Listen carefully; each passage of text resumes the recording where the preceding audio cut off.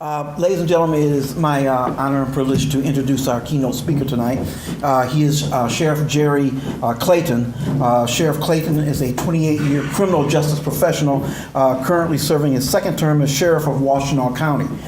Sheriff Clayton leads an organization of approximately 420 staff, providing police, corrections, emergency management, civil, marine, and dispatch services to a population of over 358,000 individuals. Jerry spent his entire justice career with Washtenaw County Sheriff's Office. He was with the office for 20 years before retiring and then running for sheriff, in which he's been the office he's been holding for approximately 8 years now. Sheriff, okay. He served in a variety of positions during the time as he was a sheriff, ranging from corrections to police services and a SWAT team commander. Sheriff Clayton is a certified criminal justice trainer and instructor with over 20 years experience, specializing in a number of areas including cultural diversity, bias-free policing, subject control, special weapons and tactics, organizational management, and leadership. Sheriff Clayton has provided training, compliance monitoring, and subject matter expert consulting services to a variety of public and private sector clients, including the National Sheriff's Association, the U.S. Department of Justice, and the American Civil Liberties Union. In 2013, Sheriff Clayton was appointed by the governor of the state of Michigan to serve on the Michigan Commission of Law Enforcement Standards, called MCOLES, so write that down because there will be a quiz. MCOLES is responsible for developing and managing the training and licensing standards of all law enforcement officers in the state of Michigan. He currently serves as the commission's chairperson. Sheriff Clayton has attended Eastern Michigan University, majoring in public safety administration. He has graduated from EMU School of Staff and Command and from the SCH Executive Leadership Program. And here's the important part. He is married to Sybil, and he has 3 sons. At this point, I would like to introduce you to Sheriff Jerry Clayton.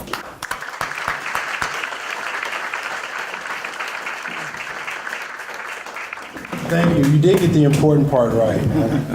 Somehow, if I got back home and that did not occur, I would have heard about it. You know how it is. We call it ESP or something like that. Well, thank you very much for having me. I want to start off. So I'm an elected official. I know I can run on, so I have my trusty timer. I know I have 30 minutes. So I have started the time. Doesn't mean I'm going to abide by it, but I know I have that much time. So first, let me thank you first to Chief Lewis for asking me to come out, and the Muskegon Rotary Diversity and Inclusion, Muskegon Public Defender Fred Johnson, and the Muskegon Prosecutor DJ Hilton, and all the other chiefs in the room, and the other critical stakeholder and important group, all the citizens, residents, the people that live, work, and play in the Muskegon community. These type of events are extremely important, and I think you should give yourselves a hand for being a part of it, so do that. It's the only time I might get an applause. So I'm honored to participate in the 3rd annual Enpact. And I'm impressed to see that this effort has spread outside of Washtenaw. It started in Washtenaw. I'll give honor to our public defender, Lloyd Pyle. This was way back in the late 90s, and we'll end up talking about bias-free policing and talk about a number of other things. But way back in the late 90s, Sheriff Ron Scheibel was the sheriff of Washtenaw County. I was the police commander, and we were having this discussion of, what happens if people start to ask, are the deputies in Washtenaw County engaged in bias-based policing? At the time, everybody was talking about racial profile, driving while black. I was having that conversation, the executive team was having that conversation, and the sheriff said, well, I want to say we're not, right? All of us in the room that lead law enforcement organizations, if we're asked that question, we want to say, no, our staff's not. What's the logical response going to come from the community? How do you know? How do you know if you're not doing it or not? So we embarked on this long odyssey of measuring traffic stops and a bunch of other things.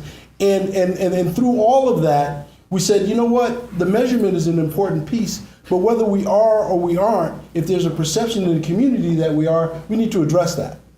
And you can't address it just by telling people you're not. You have to get in and listen to, if you're not, if the measurement says you're not, but the perception is you is, then it's not what you're doing, it's how you're doing it, right? It's the engagement factor. And the only way we can understand how to do it differently is to hear from the people we're providing the service to. So you're going to hear me say service a lot. In Washtenaw County, that is part of our mantra. We provide a service. Guess what? Even the person we come in contact with and we put bracelets on and take them to jail, they just got served. And I say it in a number of different ways, a flippant way, but also in a very serious way. How we treat people with dignity and respect is reflective of our values and the service we provide to that individual. Because we know most of the people that we come in contact with, even the people that we arrest, they're going to go through the adjudication process and they're going to be found not guilty. And last time I checked in this country, you're innocent until proven guilty, right? So you're not supposed to violate anybody's right, treat people with lack of dignity and equity and all that kind of stuff. Even if they're guilty, you're not, but especially if they're not. So all of that stuff sort of comes together. So here's what I did. Here's what I didn't do. I did not write a speech. Gosh, you do not want to hear me just give you a speech for 30 minutes. Plus, I don't even know if I'm capable of it. The fact that I got to stand behind this podium is torture enough. What I did do is write some notes. And I know we're going to talk about bias-free policing. And here's what I hope we can do. I want to talk a little bit about that, but I really, so the Enpact workshop is about moving towards solutions, right? The Enpact workshop is about sharing perspective. An Enpact workshop is about law enforcement communities sitting together and having constructive dialogue around a couple of things. Sharing perspective, understanding why people believe what they believe, but the other piece is, okay, let's start to create a vision of what constitutional, fair, equitable policing will look like in the Muskegon community. And guess what? It's not just law enforcement that gets to paint that picture, right? We get our power and authority from you. So you have a big responsibility as community members of painting that picture. So Enpact is about painting that picture together, identifying a solution. So I want to talk a little bit about, and the other thing of what Enpact is about change. So let me ask you a question. Raise your hand if you see yourself as a leader. Everybody should raise their hand, not just Chief Shmoo. Everybody. You listen. Here's what I know about leadership. Leadership is everybody's responsibility, right? You don't get a chance as when we start talking about the relationship between police and community to point the finger and say it's their fault. You don't get that opportunity unless you've done everything you can do to make it better. So a couple of things that we understand from a law enforcement perspective is that sometimes I'm going to shoot it to you straight. That's the only way I know. So sometimes we are our own worst enemy. We create our own worst case law that restricts discretion. We create situations where people view us as not being legitimate. Now, I'm not saying we're the soul. I say we're part of it. Sometimes we see ourselves when people are protesting and say, well, why are they protesting and that challenging why we do what we do? For the last time I checked, that's the American way. And the other thing I checked is if you get your power and authority from people, then you need to listen to them when they tell you that you're not delivering the service in a way that makes sense to them. So that's that first piece. So even if things are really good here, they can be better, right? Yes. So Enpact is about change. So I want to talk a little bit about, and I want to make a case for change. So I want to spend my next 24 minutes talking about how we make this case for change. And I hope you use this as you think about how you move forward in Muskegon.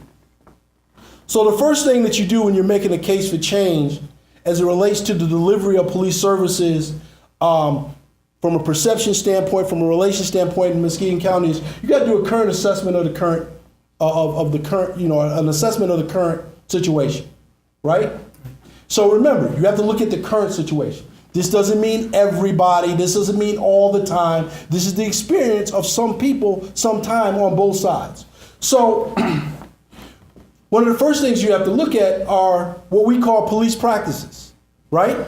So you have to examine the police practices, the current police practices. So what we mean by that is the actions and decisions that are made by the police officers that serve you in this community. So what should you look at? How do they do their traffic stops? What's the basis for a stop? Why would this person get stopped and this person not get stopped if we all equally violate the traffic law? You've seen the motor vehicle code, right?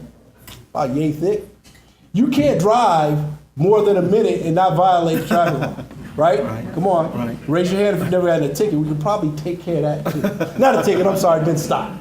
Because we all violate the law. So if we start to look at the numbers and we find that one group's being stopped more than another group, shouldn't we ask why is that occurring? What is going on that causes that to occur? So we need to do that. Look at traffic stops. We need to look at pedestrian contacts.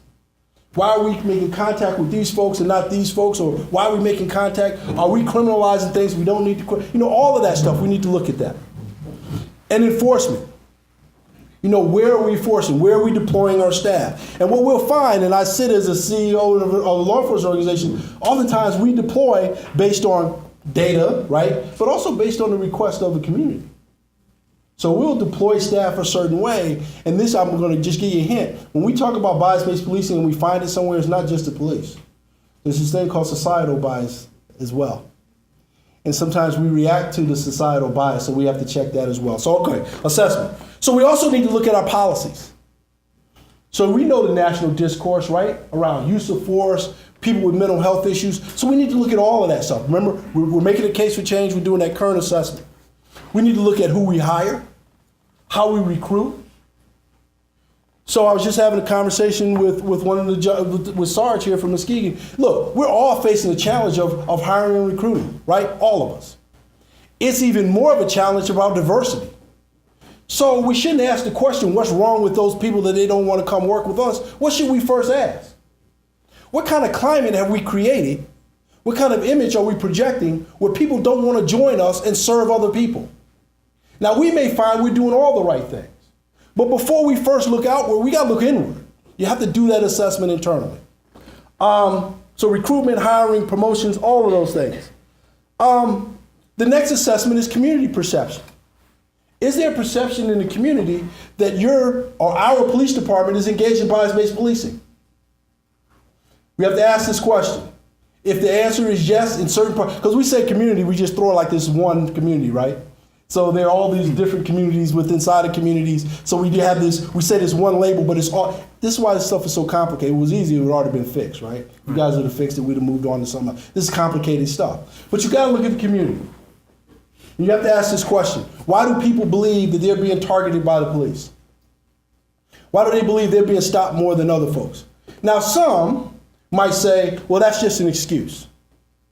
Some may say, well, that's liberal, they're just trying to excuse it. Well, maybe, some. Remember, I'm always going to say there's always going to be a percentage there. But I can't excuse that and then move on to something else. So why do people believe that? Is it perception? Is it reality? And then the other thing we have to assess is the police-community relationship. What is the nature of that relationship? It's going to vary from, as I said before, community to community. Here's the other thing we know, too. It's not static. So you may work really, really hard and have established a good relationship with your community. Is that always going to stay that way? No. There's always the risk for it to change, for it to get better or for it to get worse. So it's this continual, perpetual thing that we always have to do, but we're going to take that snapshot and chance, that snapshot in time and do that assessment. So, not static. And do we have the kind of police-community relationship where we're one incident away from an explosion? I ask that in Washtenaw County all the time. I mean, gosh, we bend over backwards. We do community engagement. We contact with a lot of folks. But I got to tell you, every time I see something like in Baton Rouge, Minneapolis, we can name it and go on, I always worry we're one incident away. Come on, any of us. This is what our staff does. We do that every day, all the time. Have to make these judgments. And what I hope is we have built up enough credibility that if an unfortunate incident happens, people will at least do this. Take a step back and say, let's give them a chance. They've earned enough credibility and legitimacy to give them a chance. But you got to look at that. So that's the current assessment. And I want to add this last piece. Have you seen the latest Gallup poll about respect for the police? So the latest Gallup poll, with all the national discourse and everybody saying they don't respect the police and all the things that are going on, the most recent poll says Americans with a great deal of respect for the police. In 2015, it was 64%. In 2016, it's 76%. It's going up. So with all this stuff, so look, folks, people are all over the place. But that starts to happen because you have leadership that understands we can lose it in a minute, and it's incumbent upon us to keep connecting with folks. And then it's also incumbent upon the community to give us a chance. All right, so that's the current assessment. So if you have done this assessment and things aren't where you needed to be and they aren't bad, there's some consequences, right? Remember, we're building the case for doing things differently than when we're done. So if the relationship's not good, here's some of the things that we could have. A lack of engagement, a lack of trust between the community and law enforcement, a lack of understanding. Why are they doing this? Or why couldn't they just do this? Increased separation is us versus them. All these things sort of manifest themselves. Here's one that I think is critically important: an underservice of the population. So when people disconnect from you, when the community disconnects from you, when they don't call you, when they don't report crimes, when you're seen as the occupying force, as a consequence, you are underserving that community. And there's another thing that we don't say that I hope to change. I think words are important. So we don't say policing anymore. We don't police communities. We serve communities. We have police services. And here's why. I was in a meeting in D.C. and a guy from Austin, Texas says, you know what? In the community across the river from us, they get served, we get policed. They make that distinction. When they come in my neighborhood, they enforce the law. When they go in another neighborhood, they serve people. So we say, all right, we're going to do police services. We make this distinction. And enforcement is one piece of what we do. So this underservice, and as I said before, are you one incident away from things going really bad? All right. I got to do a check. Everybody okay? Yes. I haven't bored y'all yet, have I? No. I can do that now. I just want to make sure. All right. Then you have to propose change. So we've done the current assessment. Here's what we believe the assessment is. Here's what we believe the consequences of maintaining the status quo means it's not acceptable. Now you have to propose change. And part of what Enpact does is it starts a dialogue where together you can start to propose, move towards this incremental proposing change. I'm going to get to how you get there in a second. So here's the proposed change. Here's one thing to think about. So what do you want? You want a strong, respectful police-community relationship. And it's up to you to figure out what that looks like. So I'm real strong in descriptors. So people say, well, I want constitutional policing. My response back, what does that look like? What does that mean? Well, I want respectful dialogue between law enforcement and community. What does that look like? Describe that for me. Describe the behaviors. Describe the decisions on behalf of the community and of the law enforcement professionals that they would exhibit if you had a strong, respectful, legitimate relationship. You got to describe it, folks. The challenge is start to write it out. Create that vision. And you want progressive police practices. Not progressive from a liberal standpoint, progressive from a reform standpoint.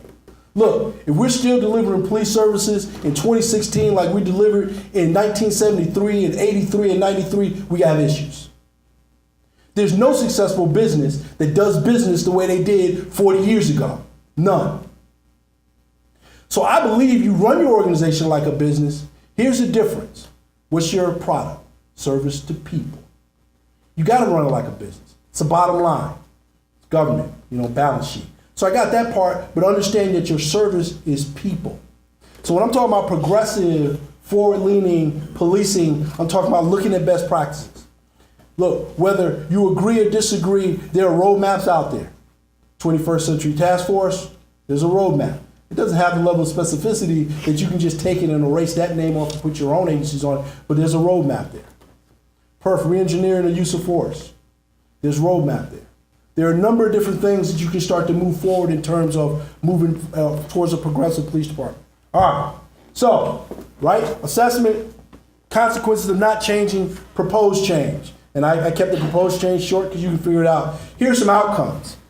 So if we enact the changes that we just laid out, we should see different outcomes, right? What should some of those outcomes be? So the police should be viewed as being legitimate by the community, right? So there's no question we have legal authority, right? It's in the state constitution.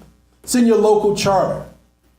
There's no question that your law enforcement organization, your chiefs and the staff have the legal authority to do the things that they do.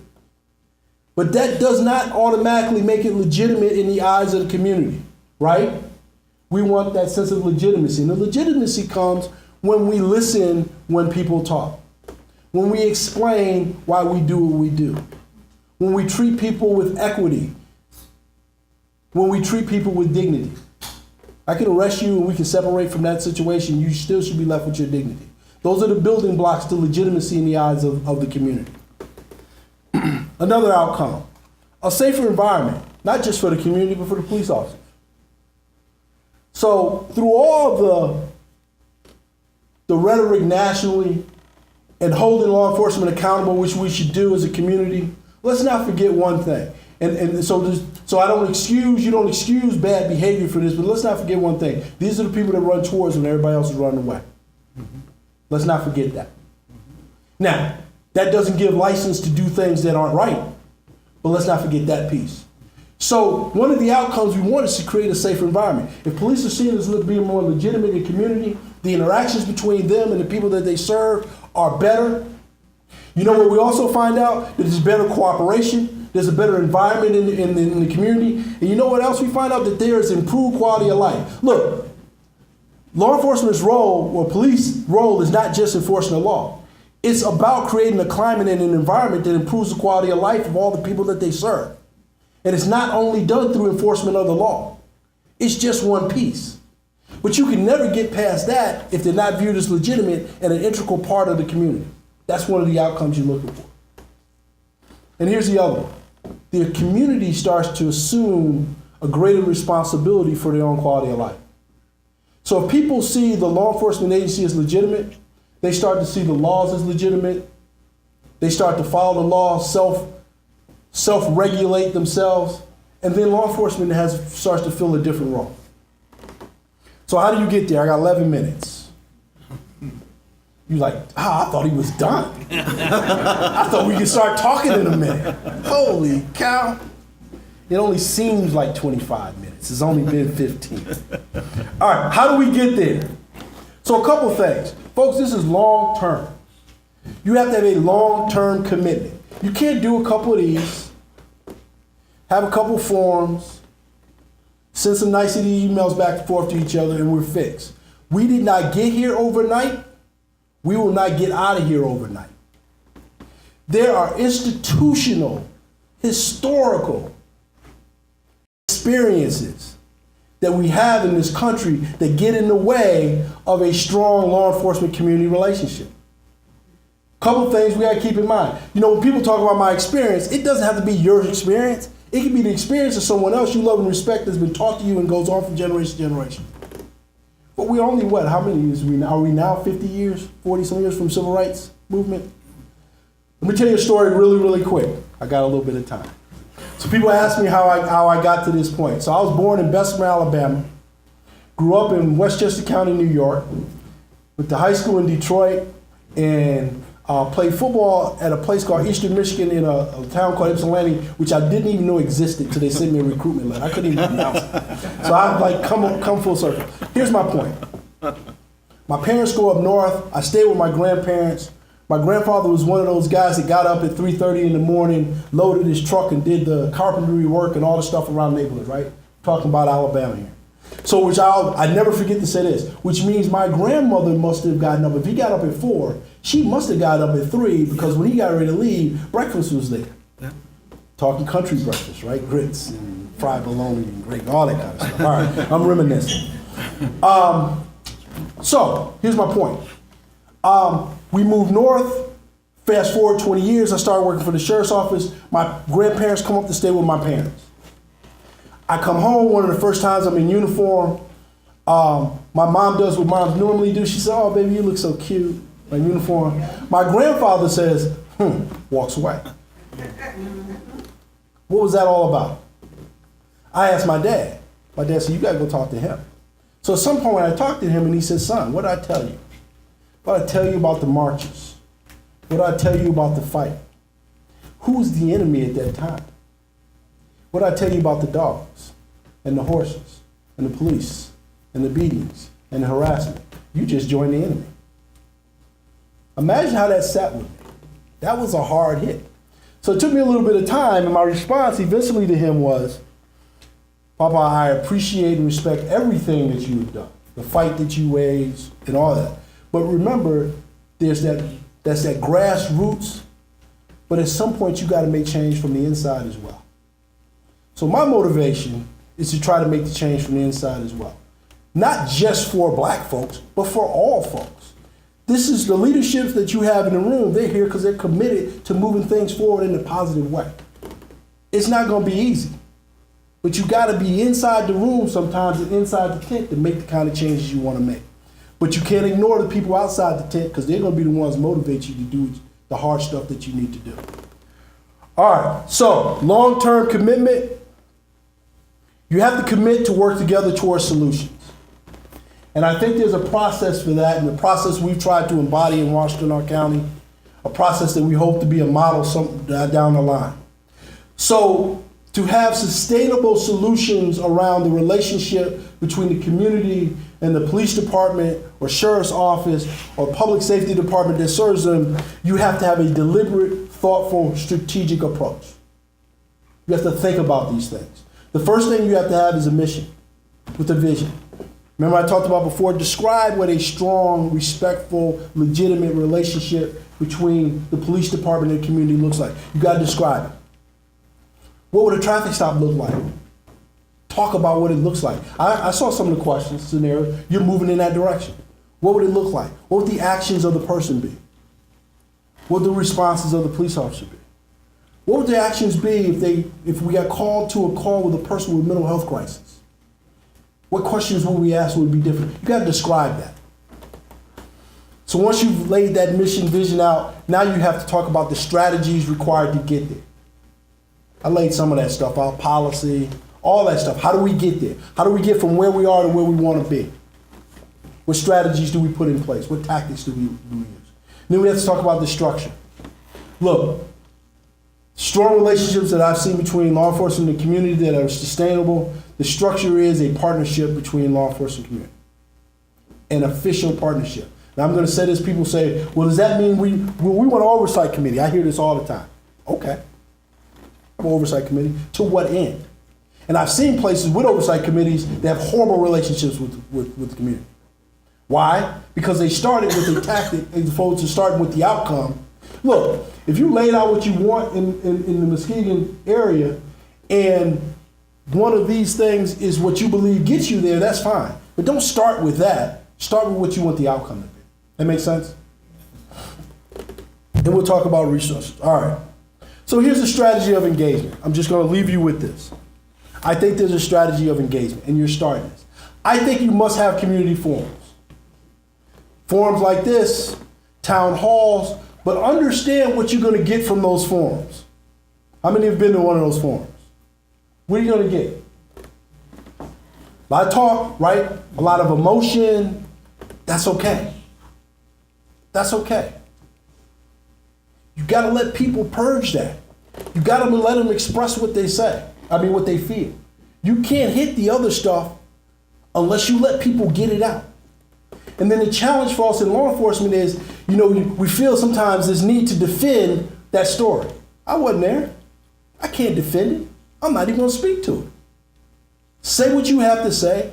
I'm sorry you had that experience. we're not going to try to interpret it and say you interpreted it wrong. Wasn't there. So you've got to let people get that through. You have to. But understand, that's all that's going to happen in those meetings. It's an emotional response. People are going to purge their feelings and let that be what it is. Don't try to have that be where you do your solutions. That's not going to work. Then you have to have structured workshops, sort of like Enpact forums. Structured, people in small groups. I love this. Small groups, because it supports adult learning theory, right? You get people in, they talk, and it's great. Because in a large room, people won't talk. In small groups, everybody talks. And then you report it. It's great stuff. You get that. That's when you start to get to good dialogue and sharing of information, sharing of perspective. And that opens the pathway to now start talking about solutions. And then you have to have what we call community education series. So I have 3 minutes. In Washtenaw County, the pain is almost over. In Washtenaw County, we're in the middle of doing what's a community education series, and here's how it came up. I was in a town hall meeting a couple months ago at Eastern Michigan University, 600 people. We were having an emotional response. Boy, people were peppering us. Boy, they were throwing all sorts of stuff. We took it. And people were asking questions. But you can't answer substantively about use of force or recruitment or any of that stuff in 30 seconds. You can't do that. You let people say what they're going to say, you take down the notes, and then you do a series of community education series. So we've done one, and we walked them all the way through our subject control use of force. The policy, the decision making. You let people ask questions, well, why don't you just shoot them in the arm? Why don't you shoot them in the leg? Not a dumb question if you've never been in the academy. I saw it on TV. I was going to say Magnum, but I would have just given away the name. Magnum, whoever it is, they shoot them in the leg all the time, then they take them to... So yeah, you never see them fill out all that paperwork. First off, you can't shoot in the leg. And there's what's the biggest artery, all that stuff. But you got to have that dialogue. So you start to educate. Remember, you can't get to solutions with the community as a partner if there's a big gap in their understanding of what you do and why you do it. The other piece is the why. Why you do it. Why we do the things we need to do. So we have this saying that in the absence of facts, myths emerge. Right? And people will fill the factual void in with all sorts of things. You got to fill that in. That's our responsibility, to reach out to you and do that series. We're getting ready to do one on Thursday about law enforcement assisted diversion and reentry coming from the jail. So we're trying to educate. And then the last one is what we're going to do is community focus groups. So we're going to get a cross section of people. We're going to bring them in. We're going to ask them targeted questions around their vision of what good policing it looks like, police services look like. So, and we're doing some training and some other things. Here's what we know. It's 2-3 years investment. I've been in office 8 years. It's been an 8-year investment. And I hope we've turned the corner. Oh yeah, and by the way, you got to do this stuff. You got to bring your staff with you, right? Can't just be the chief or the head of the organization. And you'll know they're coming because you'll see different dialogue, different behaviors, different outcomes, different feedback from the community. So I'm going to leave you with 2 quotes. One is a little bit more about political, but so JFK quote, "We the people are the boss. And we will get the kind of political leadership," I will insert law enforcement leadership, "be it good or bad, that we demand and deserve." So listen, if you're not getting what you want, first place you need to do is look in the mirror. Am I articulating it right? Am I engaged? Am I taking responsibility for my role in creating the kind of police department and environment in our community that we want? Got to challenge us. Have to challenge us. And then my last one is Robert Kennedy, who says every society gets the kind of criminal it deserves. What is equally true is that every community gets the kind of law enforcement it insists on. Thank you very much. I appreciate it. And good luck with the rest of your forum.